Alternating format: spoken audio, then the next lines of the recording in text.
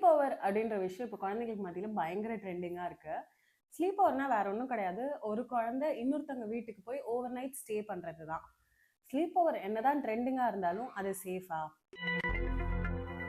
குழந்தைங்க யூசுவலா நம்ம வீட்ல ஒரு விதமான சாப்பாட்டுக்கோ, இல்ல தூக்கத்துக்கோ, இல்ல டாய்லெட்டிங் ஹேபிட்ஸ்க்கோ பழகியிருப்பாங்க. இன்னொரு புது இடத்துக்கு போறச்ச, இந்த மாரியான விஷயங்கள்லாம் அவங்களுக்கு ஆங்ஷியஸ்னஸ் குடுக்கும்.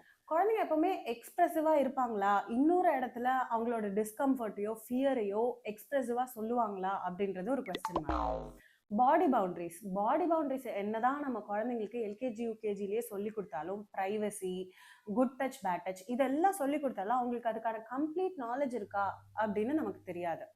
ஸோ இந்த மாரியான ரிஸ்க்லாம் எடுத்து ஒரு ஸ்லீப் ஓவர் அவசியமா?